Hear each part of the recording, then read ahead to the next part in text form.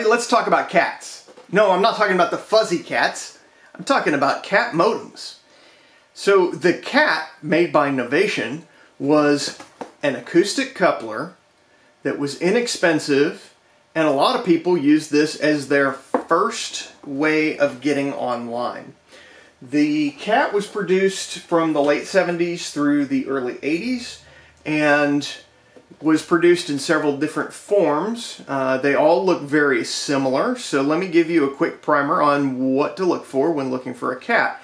The first thing that you'll notice is acoustic couplers. The acoustic couplers on the cat are offset to one side of the chassis.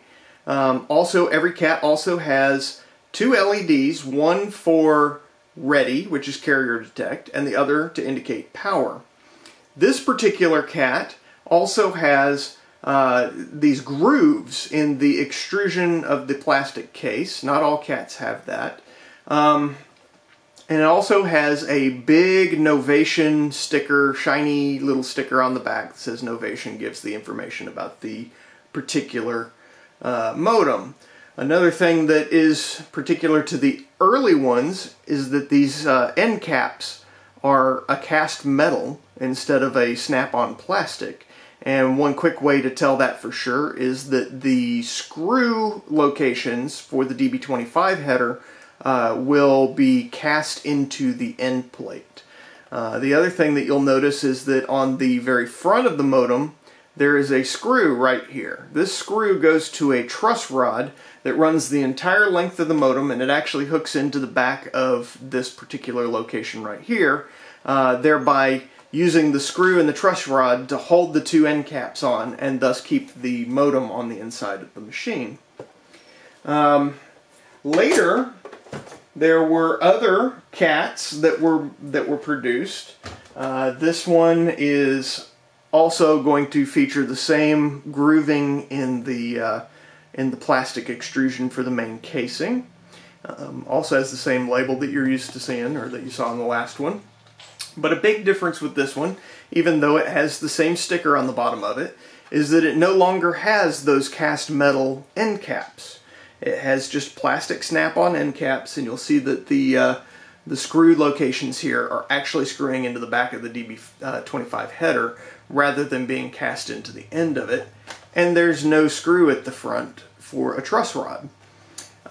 This particular version of the cat, I don't believe I've disassembled this one, but it says that the model name is Cat, just like the other one did. But here's a third cat that I haven't shown you yet. This one's beat up a little bit more than the other two were, but you'll notice immediately that the extrusion here is different. The grooves are gone. Instead, there are these two bars that go across the top, and no grooves or bars on this side. The label still looks the same, minus the scratches, of course. And the end cap looks the same, although this one's missing its nuts for the DB25 to screw into. But another thing you might notice here is that this is no longer a metal shielded DB25. It's a little cheaper, and again, no truss rod screw. And it's also got the wood grain, simulated wood grain finish trim down the sides, which I didn't really point out on the other ones. But this one has a totally different back label. And one of the things to note here is that this is CAT, LSI for large-scale integration. This one has a much smaller board inside of it than the earlier versions did. But there's more to the cat than just cats.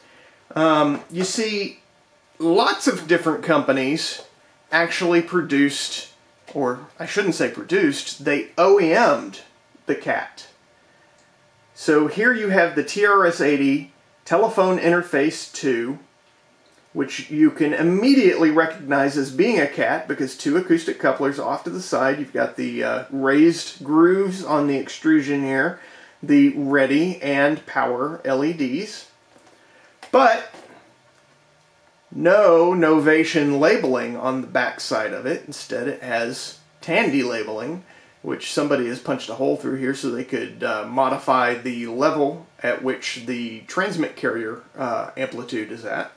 And it has brushed aluminum, or a simulated brushed aluminum trim on the sides of it. Another thing that you will notice about this TRS-80, and I believe that it applies to all of the TRS-80 telephone interface 2s, is that it has the truss rod and the cast end caps. Another example is the TI phone modem, which has all of its labeling in this orientation instead of side to side, because Texas Instruments wanted their customers to put this beside their TI-99 4A, and shares the same sort of trim on the front of it as the 4A.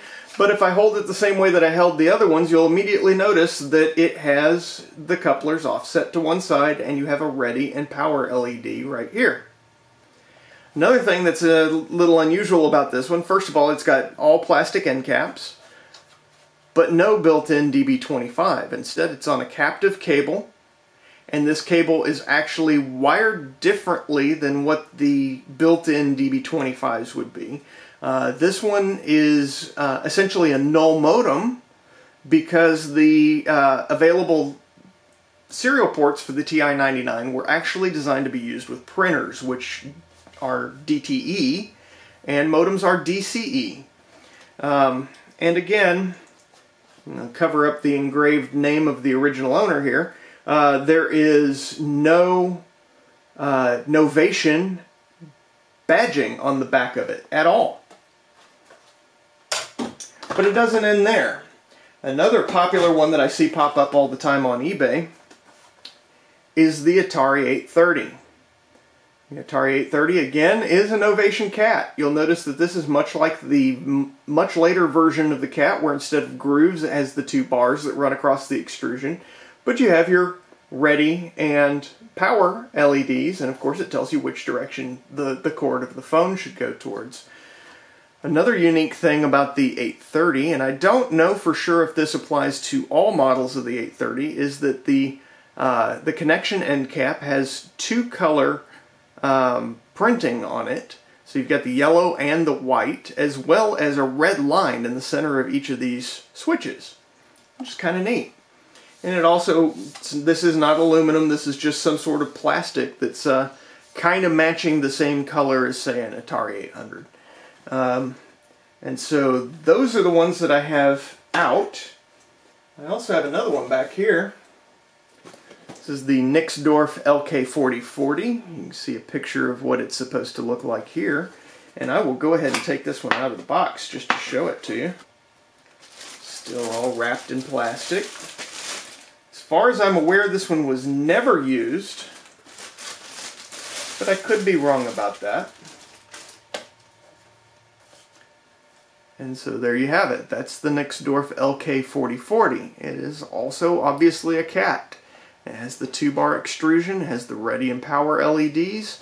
It does not have cast end caps, but it is still this earlier style with the metal shielded end plate on it, or I'm sorry, DB25, and no mention of Novation on it anywhere. And here we see some photos provided graciously by my friend Brian Weiser, who is one of those kind of collectors that always seems to get his paws on things that I really wish I had in my collection. And sadly, this is a perfect example of the sort of thing that I wish I had in my collection, and I've just never been able to acquire one for myself. This is an Apple Modem 2A. It is obviously, from everything that we've discussed so far, a Novation cat. Some of the things that really stand out is, of course, that it has the couplers offset to one side, it has the extruded plastic case with the multiple ridges on it. It has the small logo decal in the middle of it with the separate ready and power lights. And interestingly, this is the only OEM version of the Novation cat that I've ever seen that actually says Novation on the bottom of it. I don't know if Brian's version is an especially rare version of this particular modem, or if Apple was just possibly buying them directly from Novation, peeling the cat sticker off of it and sticking their own sticker onto it, or what exactly the arrangement was there. However, You will also notice, even though I don't have a photo that shows it, when looking from the top view, if you look over here on the right hand side, you will see the telltale sign of metal end caps. The fact that it's actually got this little divot in the side of it, there's a little notch there, that's a feature that only exists on the metal end caps. But also, most predominantly, you'll notice around the RS-232 connector are the big, square, black cast screw holes for the DB25 connector to screw into. Thanks, Brian, for providing these pictures. I greatly appreciate it. So, there are more differences than just the external differences. How about we take some of these apart and see what we come up with? Okay, so here is the full assortment of the modems, including the Nixdorf, which gets cut off a little bit. This doesn't include the one that I showed that was in the box earlier, but what we want to do here is start disassembling some of these for a view of it. Now, what I had actually done whenever I laid this out was I was showing things like this one's metal cap, this one's metal cap, this one has a shielded, this one's captive cord, and then these two have the plain plastic. Of course, this one was shielded too. Yeah, let's go ahead and take these apart. Okay, so the first one that we want to take apart here is going to be the early metal capped version of the cat, the one with the truss rod. And so to take that apart, you just simply remove the screw from the truss rod, and it has this really nice long screw which makes reassembly very easy, and you'll see why here in a second, because this truss rod is very flimsy and flexible. So the first thing that we have to do when taking any of these older style cats apart is to disconnect the microphone first, and then you would think that we could just pull it out, but unfortunately that is not the case. You actually have to remove the rubber coupler end, the actual speaker side, because it's used to hold the board in place. And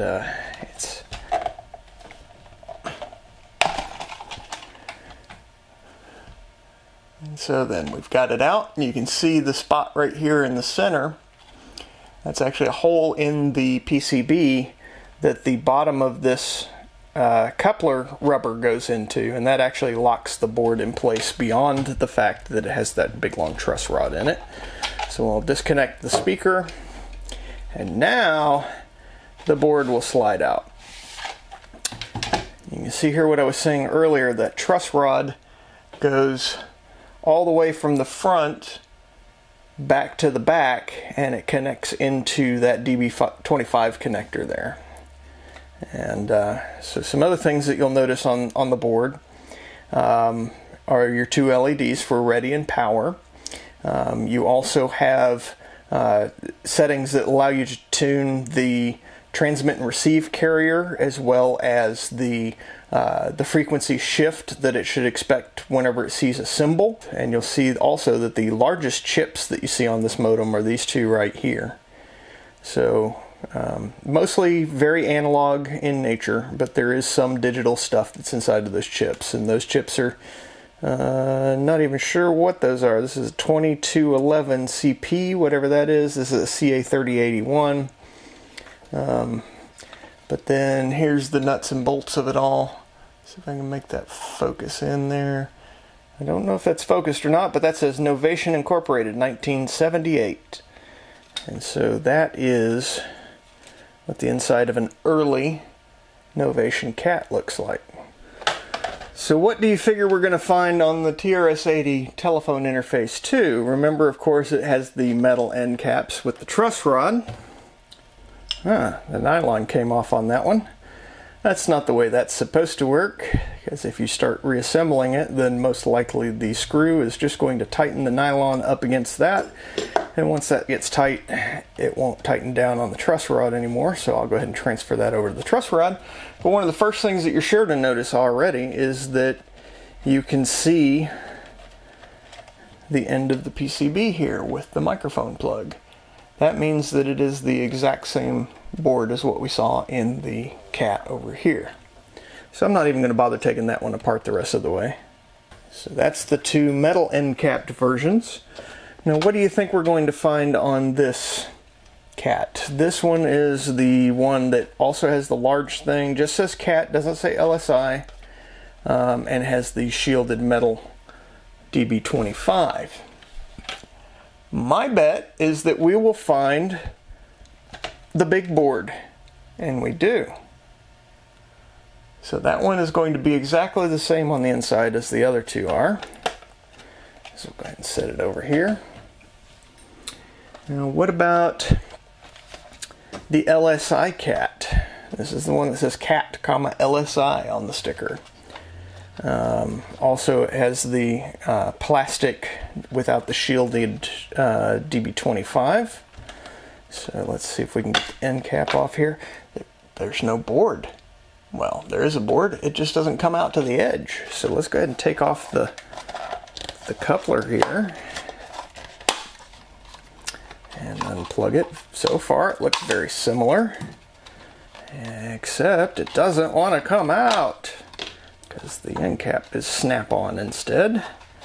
Push it out, and immediately you can see that this is much different than the other board. First of all, it's much smaller. It still has two chips about the size of the two largest chips that are on there, but this one says Novation on it.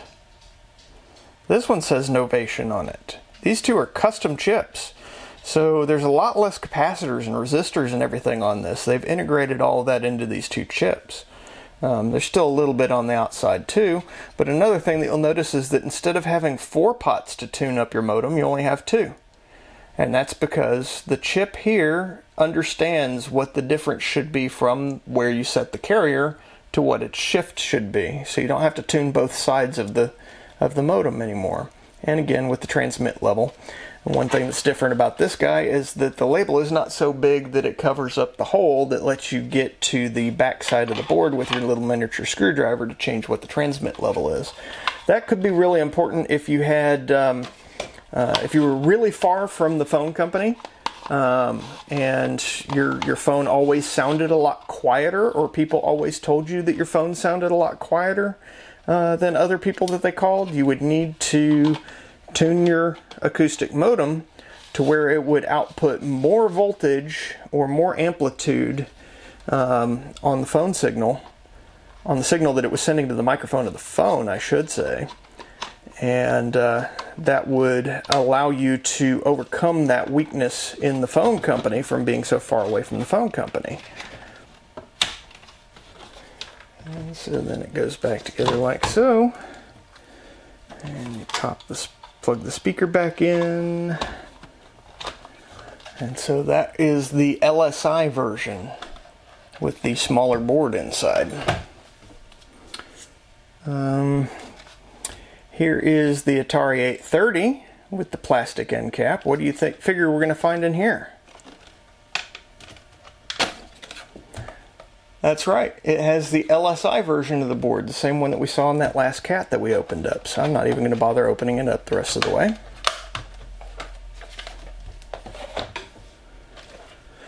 What do you figure for the TI phone modem? Again, this one does not have a DB25 connector on it. It has a cable that comes out to it. Let's go ahead and pull the cap off. Hey, it's got the LSI board in it, but what about the fact that this is different on the back of it? Let's slide the board out. It is definitely the LSI board, which, if I didn't show that earlier, copyright Novation 1980. But instead of having a DB25 soldered to it here, so somebody decided that it was okay to drill through a couple of traces that are here on the board that don't appear like they were actually ever connected to anything, so I don't know why there was any trace there. But they drilled through these 2 connectors on the board, or drilled through 2 positions on the board to put the tie wrap on here that is used for strain relief and keeping you from accidentally pulling everything out of the solder joint here. And there's 4 wires that go into where the DB25 would have normally been mounted. and those transmit and receives are actually reversed from what they would be on the regular so that the TI-99s could use it.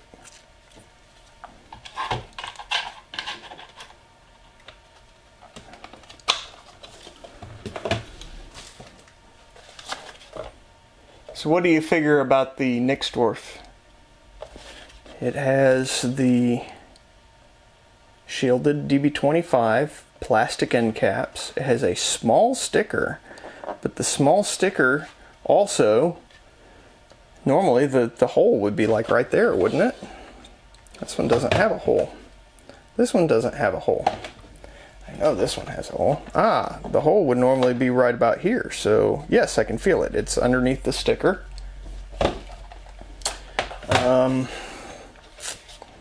Plastic end caps, but it also has this dual bead design instead of the groove design, which we see in the very latest of CATs as well as the Atari 830. But it has that shielded DB25. Hey, it has the earlier version of the board, the 1978 board in it. So now we have looked through all the CATs that I have to see what is actually inside of each of them. How about we actually play with one and call something with it? Okay, y'all, we're set up to play with this modem. I have my trusty Weiss terminal. Of course, the CAT modem. This is the later model with the 2 ridges, the LSI board, and the unshielded DB25 connector, and a Western Digital 2500. Just to prove out to you that I am actually using a phone line here and not cheating.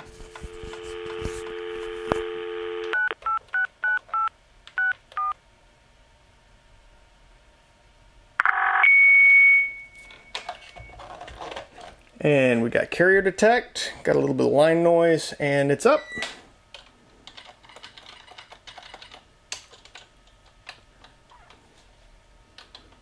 And we are currently connected to RMAC Diversi-Dial. I'll set my width to 80 columns because this is an 80 column terminal. And I will say, hello Diversi-Dial, you're on YouTube. But here we are, we're actually connected to DDial. And I am going to have it output some, let's not do that, let's do a help file for the bot. I will have it start spewing out the help, and what I'm going to do is I'm going to move this lavalier mic down near the coupler so that you can hear the data as it's going by.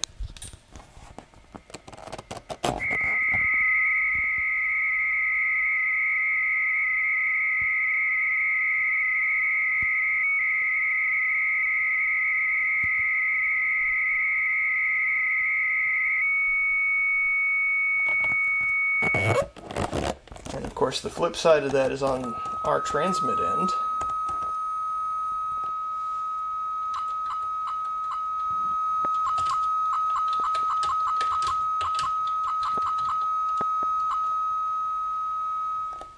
And so there you have it. That is a test of the modem.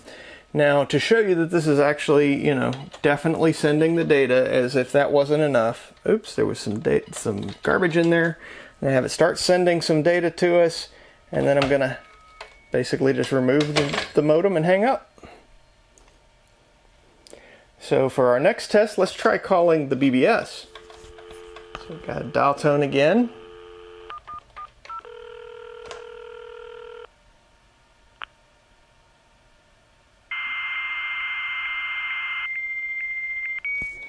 I'll put that on the coupler.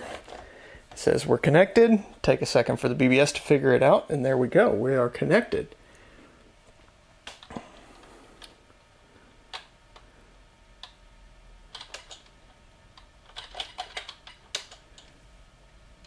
And I'll skip the sysop password because we're not actually going to be sysopping today. Not on this call.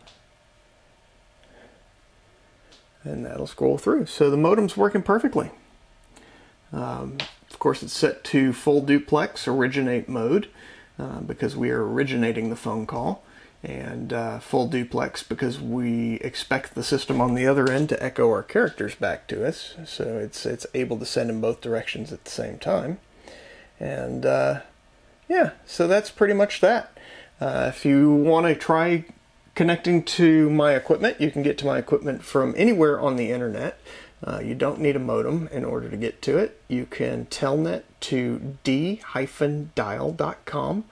That will take you to the RMAC Diversi-Dial, or you can type bbs.impakt.net on port 6502. Will connect you to my GBBS that we're connected to right here, and I'll put that info on the screen for you. So that's a little demo of the modem, and I hope you're having a happy Modem Monday. It's the only thing about a Monday that can actually be fun, is to have a happy Modem Monday. And if you like what you saw, please give me a like on the video. Be sure to subscribe, and leave a comment down in the section below. Let me know what you did or didn't like about this video, and what you think I could do to improve on my videos, or just tell me what you don't like, and I'll just deal with it if you don't like me. Y'all have a great day. I'll see ya. I'm gonna hang up first. Bye, y'all.